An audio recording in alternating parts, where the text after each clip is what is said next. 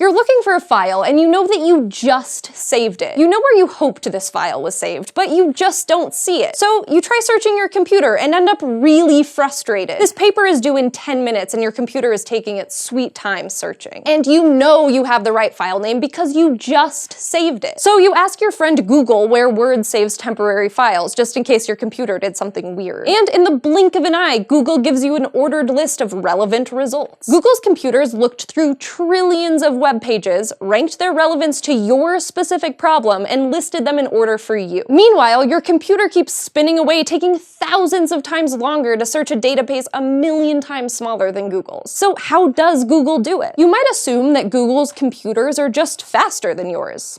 And that's probably true. But computing power isn't the main reason for Google's impressive speed. Instead, it comes down to their famous algorithm. An algorithm is just any kind of procedure that you follow in order to accomplish something. And with Google or any other search engine, the algorithm is what turns your search into pages of results. The algorithm can work so fast because the search engine doesn't actually look through those trillions of pages in that split second between your search and the results showing up on your screen. That would take way too much time, and this isn't the dial-up era anymore. We want our results now. Search engines don't look through all those pages when you search because they already did. A search engine's computers are constantly crawling the web. They follow links from site to site, creating gigantic lists of which pages have which words, how many times those words appear on each page, how important those pages are to the rest of the internet, and all kinds of stuff like that. The exact way a search engine decides which results to show you is generally a secret, since they want to stop sites from gaming the system so they're higher in the search results. But it all depends on how these gigantic lists are sorted and combined into what's called an index,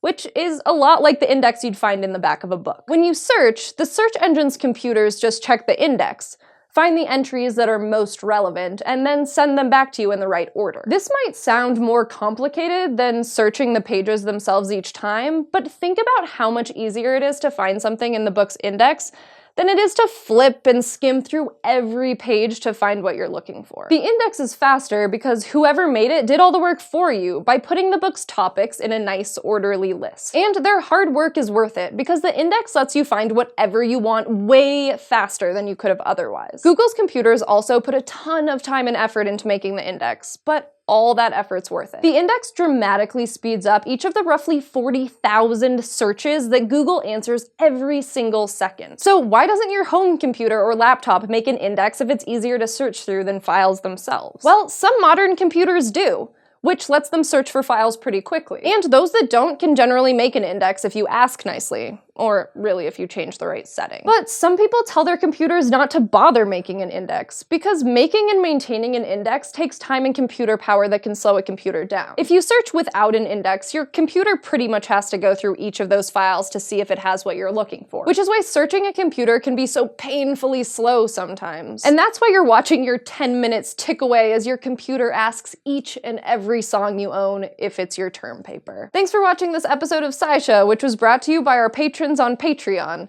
If you want to help support this show, go to patreon.com/scishow, and don't forget to go to youtube.com/scishow and subscribe.